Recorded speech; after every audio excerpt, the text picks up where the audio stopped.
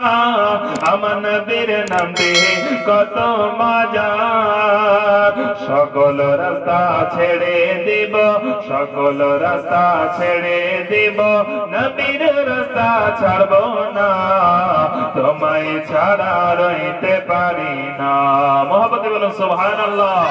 ওগো মোদের দয়ার নবী, ওগো মোদের জিন্দা নবী, তুমি মোদের সহারা, তোমায় ছাড়া রইতে পারি না। আচ্ছা, আমাদের নবী জিন্দা কি জিন্দা না? জিন্দা নবী না? আচ্ছা, যার একটা প্রমাণ আপনাদেরকে দিব, একটা প্রমাণ আমি দিই। আচ্ছা, হাদিস থেকে তো আমরা সকলেই জানি, নবী আমার জানিয়েছেন আল আম্বিয়া ও আহিয়াউন, নবীগণ হচ্ছে জিন্দা, ওয়াহুম ইউরজাকুন, তিনাদের কবরে আল্লাহর তরফ থেকে রিজিক দান করা হয়। বলুন সুবহানাল্লাহ। তিনাদের কবরে আল্লাহর তরফ থেকে খাবার দেওয়া হয়, জান্নাতি খাবার দেওয়া হয়। তো নবীগণ কবরে জিন্দা থাকে, এবং শুধু নবীগণ নয়, বরং আল্লাহওয়ালা যারা, আল্লাহ পাকের নৈকট্য হাসিল যারা করে নিতে পারে, তারাও তাদের কবরে জিন্দা থাকেন। বলুন সুবহানাল্লাহ। আচ্ছা, নবী পাক সাল্লাল্লাহু তাআলা আলাইহি ওয়াসাল্লাম তিনি তিনার রওজা মুবারকে জিন্দা আছে, যার প্রমাণ সাহাবী উমর রাদিয়াল্লাহু তাআলা আনহুর জামানায় প্রমাণ ডাইরেক্টলি হয়েছে, যার একটা দৃষ্টান্ত আমি দেব। হযরত উমর ফারুক রাদিয়াল্লাহু তাআলা আনহু, হযরত আবু বকর সিদ্দিক, উনি ছাড়া বাকি যে খোলাফায়ে রাশিদিনের 4 জনের মধ্যে 3 জনই শহীদ হয়েছে। বুঝতে পারলে? হযরত আবু বকর সিদ্দিক রাদিয়াল্লাহু তাআলা আনহু উনি শুধু শহীদ হননি, বাকি উমর ফারুক, হযরত উসমান গনি, হযরত আলী মুর্তজা, হযরত হাসান হুসাইন সব ইনারা শহীদ, তাই না? ইনারা সকলেই শহীদ। আর শহীদ সম্পর্কে তো ডাইরেক্ট আল্লাহ পাক রব্বুল আলামিন তিনি কোরআনের মধ্যে সূরা বাকারা 2য় পারায়, আপনারা সকলেই জানেন 154 এর মধ্যে আল্লাহ পাক তিনি জানাচ্ছেন, ওয়ালা তাকুলু লিমান ইয়ুকতালু ফি সাবিলিল্লাহি আমওয়াত বাল আহইয়াউ ওয়ালাকিন লা তাশউরুন। আল্লাহ পাক তিনি জানালেন যে তোমরা খবরদার, যারা আমার রাস্তায় ইন্তেকাল করেছে, আমার রাস্তায় শহীদ হয়েছে, তাদেরকে মরা বলো না, বরং তারা কবর জগতেও জিন্দা। বলুন সুবহানাল্লাহ। কবর জগতে আল্লাহ পাক রব্বুল আলামিন তিনি বলছে, ইন্নাকা লা তুসমিউল মাউতা, যারা আল্লাহ ও তার রাসূলের কথাবার্তা শুনে না, তারা দুনিয়াতে বেঁচে থাকা অবস্থায় মরা। কি বুঝলেন? এক জায়গায় আল্লাহ বলছে যে এক শ্রেণীর মানুষ কবরে শহীদ হয়ে যাওয়ার পরেও তাদেরকে মরা বলো না। এটা আল্লাহ বললেন মরা বলাটা হারাম, কারণ এটার ফতোয়া আল্লাহ দিয়েছে, কোন মোল্লা দেয়নি। কে দিয়েছে? আল্লাহ। সূরা বাকারায় ফাজকুরুনি আযকুরুকুম যাদের মুখস্থ আছে তারা জানে যে আল্লাহ বলেছেন ওয়ালা তাকুলু, তাই না? লা মানে নেহি, লা মানে না, তোমরা বলো না। ওয়ালা তাকুলু লিমান ইয়ুকতালু, যারা শহীদ হয়েছে, কতল হয়েছে, লিমান ইয়ুকতালু ফি সাবিলিল্লাহ, অর্থাৎ আল্লাহর রাস্তাতে যারা শহীদ হয়েছে তাদেরকে মৃত বলো না, বরং তারা হচ্ছে জিন্দা। বলুন সুবহানাল্লাহ। তাহলে নবীর পথে চলা ব্যক্তিরা তাদের কবর জগতে যদি জিন্দা হয়, তাহলে সেই স্বয়ং নবী তিনার কবরে মুর্দা থাকতে পারে? কোনদিন পারে? তাই তো আমার আলা হযরত আজিমুল বরকত মুজাদ্দিদুদ্দিন মিল্লাহ তিনি বলে, তু জিন্দা হে আল্লাহ, তু জিন্দা হে আল্লাহ, তু জিন্দা হে আল্লাহ, মেরে চশমে আলম মে ছুপ जाने वाले। बोलन सुभान अल्लाह। मेरे चश्मे आलम से छुप जाने वाले। আমাদের এই চোখ দিয়ে আমরা দেখতে পাই না, তাই তাদেরকে আমরা মরা বলি, তাই না? তো যাই হোক, এগিয়ে যাব, একটা দৃষ্টান্ত আপনাদেরকে দিব। মহব্বতে আরেকবার ছোট্ট করে দরুদ পড়ে নি, আল্লাহুম্মা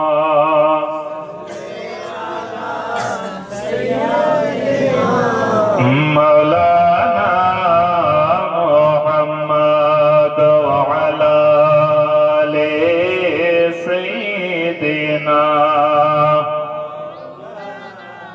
মুহাম্মদ সাল্লাল্লাহু তাআলা আলাইহি ওয়াসাল্লাম। হযরত উমর ফারুক রাদিয়াল্লাহু তাআলা আনহু তিনাকে যখন নামাজ অবস্থায় নামাজের ফার্স্ট কাতারে দাঁড়িয়ে একজন নামধারী ছদ্মবেশী ব্যক্তি মুসলমান সেজে গায়ে জুব্বা, মাথায় পাগড়ি, মুখে সুন্দর দাড়ি ফার্স্ট কাতারে নামাজ পড়তেছিলেন। হঠাৎ করে ওমর ফারুক যখন নামাজ পড়াচ্ছিলেন, ইমাম তিনি মুসাল্লায় দাঁড়িয়ে কিরাত করতেছিলেন, হঠাৎ করে হযরত ওমর ফারুকের পিছন থেকে আঘাত করে ওনার পানি কোখায় দু চার আঘাত করে দিল। দুই দিকে ধারালো অস্ত্র আপনার খঞ্জর দিয়ে ওমর ফারুককে আঘাত করে দিল। কোন সময়? নামাজের সময়, নামাজের হালাতে। আচ্ছা, আমরা দুনিয়াতে এমনও মানুষ আছে না যাদের দাড়ি টুপি জুব্বা দেখলে আমরা ভাবি তারা আল্লাহওয়ালা, তাই না? মনে করি কি করি না?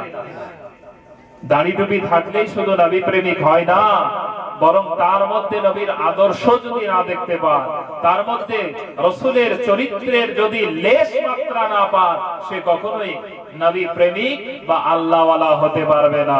পারবে?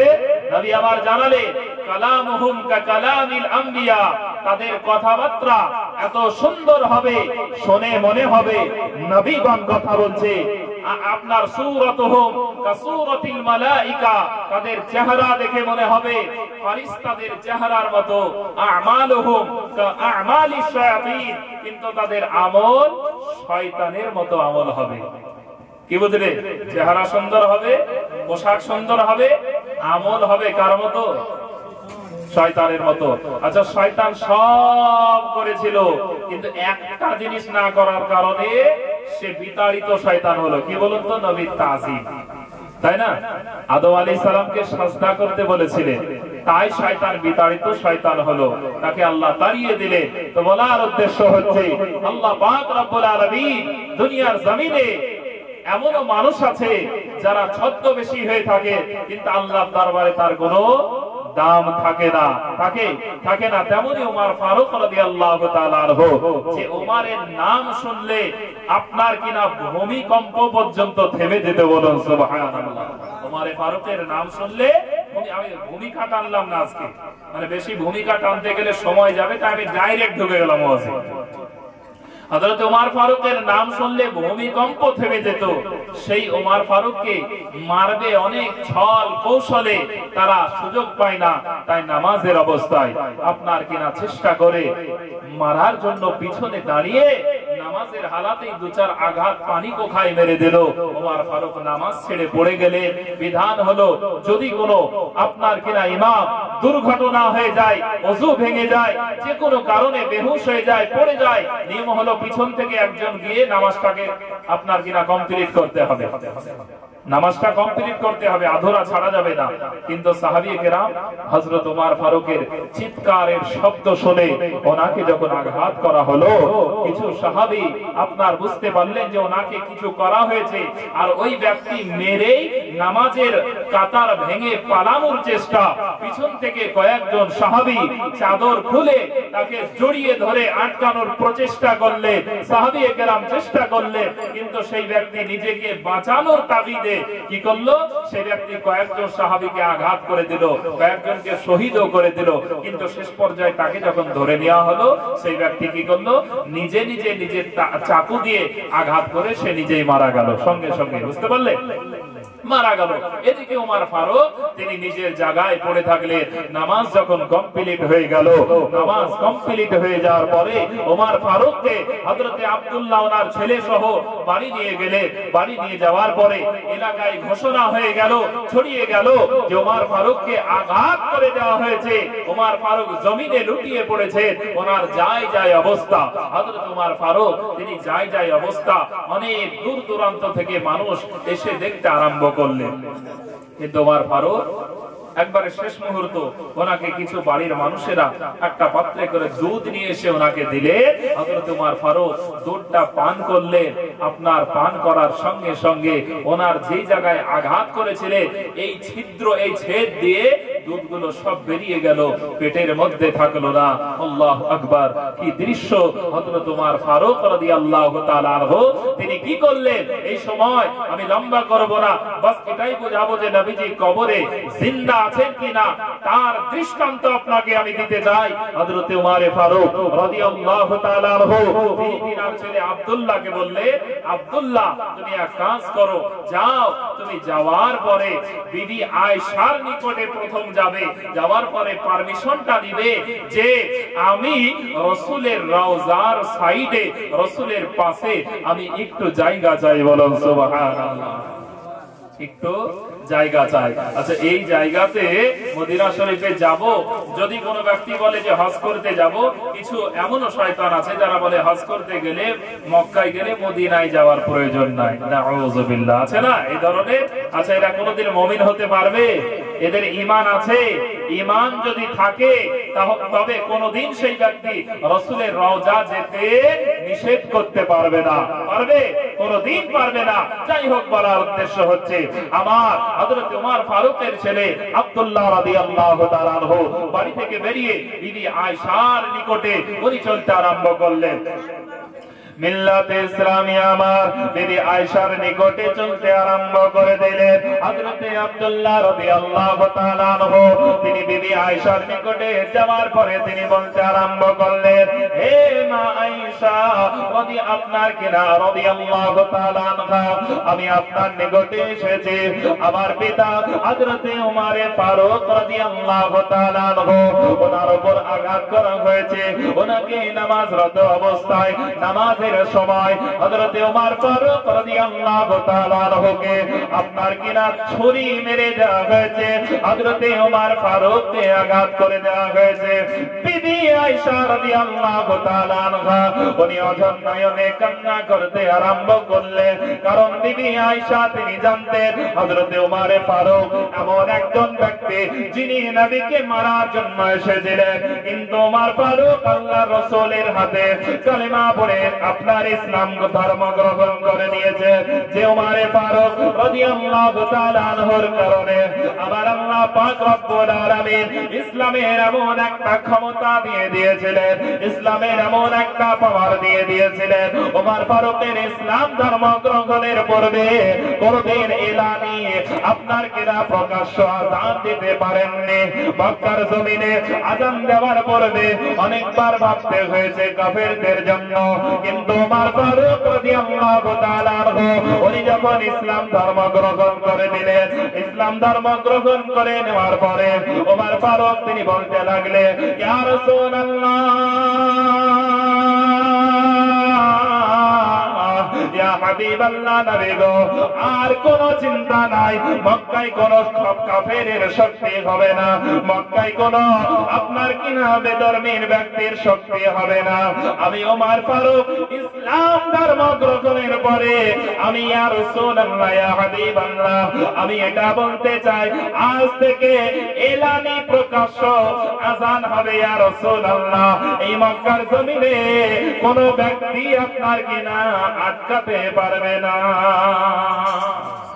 উমর ফারুক এমন পালোয়ান ছিলেন, তিনি বললেন প্রকাশ্য আযান হবে।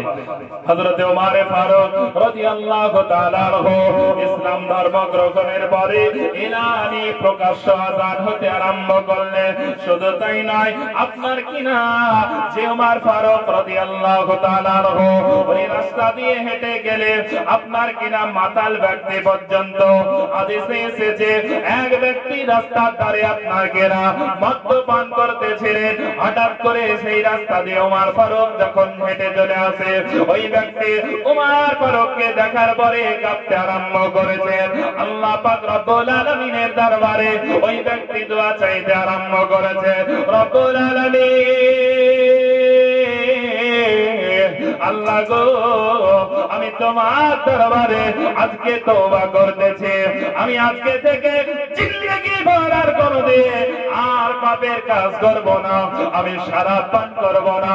আজকে যদি হে আল্লাহ তুমি যদি উমর ফারুকের হাত থেকে বাঁচিয়ে দাও, আমি আর জিন্দেগি ভর কোনদিন মদ পান করব না। কি বললে? আল্লাহ ওমর ফারুকের হাত থেকে বাঁচিয়ে দাও, আমি কোনদিন মদ পান করব না। আমার আল্লাহর অর্ডার হয়ে গেল জিবরাইলের মাধ্যমে। ওই ব্যক্তি মদের বোতলটা যখন আপনার কিনা ভিতরে বললেন, আমার আল্লাহর অর্ডারে পরিবর্তন হয়ে গেল, মদের বোতলটা দুধের বোতলে পরিবর্তন হয়ে গেল। বলুন সুবহানাল্লাহ। ওই ব্যক্তি মদের বোতল বলে ভিতরে ছুপিয়ে রেখেছে। ওমর ফারুক দূর থেকে তার দিকে লক্ষ্য করে ফেলেছে। ওই ব্যক্তি কোন অন্যায় কাজ করতেছিলেন রাস্তার ধারে দাঁড়িয়ে দাঁড়িয়ে। তাই ওমর ফারুক রাদিয়াল্লাহু তাআলা আনহু তিনি তার নিকটে আসার পরে বলেন, আরে আল্লাহর বান্দা, তুমি বলো বলো তোমার হাতে এটা কি বলো। নবীর সাহাবী ওমর ফারুক রাদিয়াল্লাহু তাআলা আনহু, আমার হাতে কিছু নাই, আমার হাতে একটা দুধের বোতল আছে। বলে দেখাও। সেই ব্যক্তি জামার ভিতরে লুকিয়ে রয়েছে, ওযু করতে আরম্ভ করেছে। সে তো জানে দুধের বোতল না, এটা মদের বোতল, তাই না? কিসের বোতল? মদের বোতল। হযরত ওমর ফারুক রাদিয়াল্লাহু তাআলা আনহু তিনি বললেন, ঠিক আছে, তোমার দুধের বোতলটা দেখাও।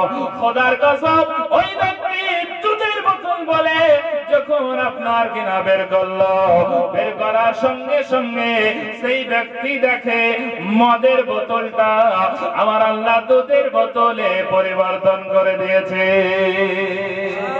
কিসের বোতলে? মদের বোতলটা দুধের বোতলে পরিবর্তন করে দিয়েছে। আমার আল্লাহ পাক রব্বুল আলামিন সূরাতুল গাফিরের 60 নম্বর আয়াতের মধ্যে তিনি বলেন, বিসমিল্লাহির রহমানির রহিম, ওয়া ক্বালা রাব্বুকুম উদউনি আস্তাজিব লাকুম ইন্নাল্লাযীনা ইস্তাকবিরুনা আন ইবাদাতি সায়াদখুলুনা জাহান্নামা দাখিরিন। আমার আল্লাহ পাক রব্বুল আলামিন তিনি বলেন, হে হাবিব, আপনি দুনিয়ার জমিনের মানুষদেরকে জানিয়ে দেন, আপনি আপনার উম্মতদেরকে জানিয়ে দেন, তারা যেন আমি আল্লাহর কাছে চায়, আমি আল্লাহ দেব। সুবহানাল্লাহ বলবেন না? আল্লাহ বলছেন আমার কাছে যেন চায় তারা, আমি আল্লাহ তাদেরকে দান করব। উদউনি আস্তাজিব লাকুম, সূরা গাফির যার দ্বিতীয় নাম হচ্ছে সূরা মুমিন। আল্লাহ পাক তিনি কি বললেন?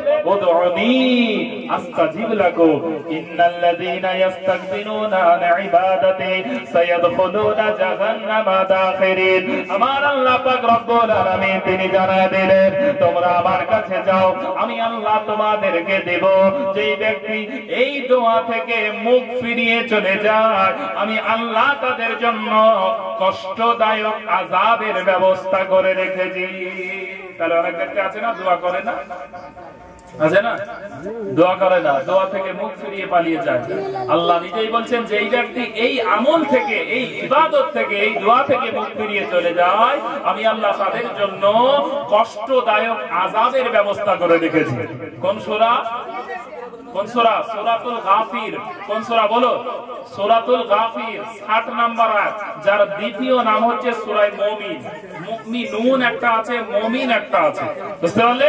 সূরা মুমিনের 60 নম্বর আয়াতে আল্লাহ বলছে, আমার কাছে চাও, আমি আল্লাহ তোমাদেরকে দান করব। বলুন সুবহানাল্লাহ।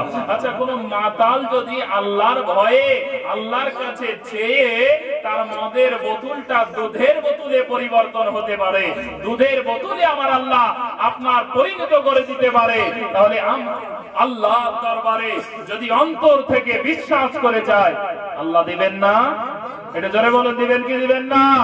অবশ্যই দিবে। তবে হ্যাঁ, এই চাওয়াটা যদি মাধ্যমে আমরা করি, তার ফলটা বেশি আপনি পাবেন। আপনি গুনাহগার, হয়তো ডাইরেক্টলি আপনার দোয়াটা আল্লাহর দরবারে হয়তো কবুল হচ্ছে না। যদি নবীর মাধ্যমে, আউলিয়ায়ে কেরামের ওসিলার মাধ্যমে আমরা করি, সেটা দ্রুত গতিতে কবুল হবে না? আচ্ছা, সেদিক যাব, আগে ওনার কথাটা আমি বলি। হযরত ওমর ফারুক রাদিয়াল্লাহু তাআলা আনহু, জিনার আপনার কিনা এই শরীরের খবর, আক্রমণের খবর কাকে বললে? বিবি আয়েশা সিদ্দিকা রাদিয়াল্লাহু তাআলা আনহার নিকটে। উনি কান্না করে, ওমর ফারুকের সব দিক ভেবে কান্না করে যে তিনি তো আমার রাসূলের বাম হাত ছিলেন, তাই না? বাম হাত ছিলেন। আর ডান হাত কে ছিলেন? হযরতে আবু বকর। কবি বলেন না, সিদ্দিক, ফারুক, উসমান, হায়দার, চারজো সাহাবা সবচেয়ে বেহतर। মোহাব্বতে सिद्दीक, फारूक, उस्मान, हैदर, चारजो साहाबा सबचेয়ে বেহতর। কারণ তাদের দিলে আছে আল্লাহর পয়গম্বর। নারায়ে তাকবীর, আল্লাহু আকবার।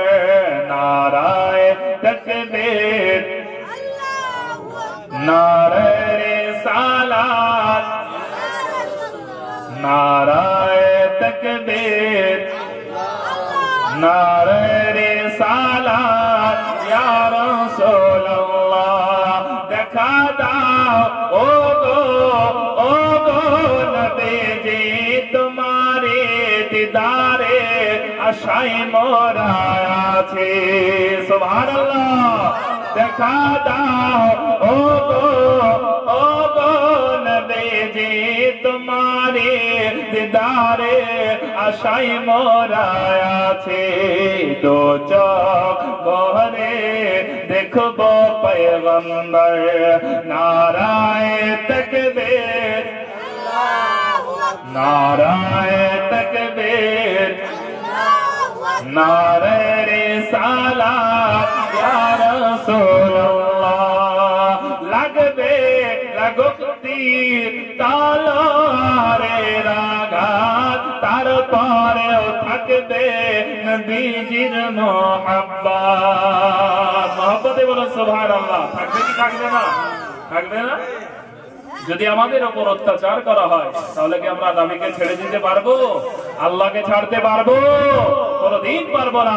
কবিতায় বলে, লাগবে লাগুক তীর তলোয়ারের আঘাত, তারপরেও থাকবে নবীজির মোহাব্বত। লড়বো মরবো বলবো পয়গম্বর। নারায়ে তাকবীর, আল্লাহু আকবার। বলো নারায়ে তাকবীর, নারায়ে রিসালাত,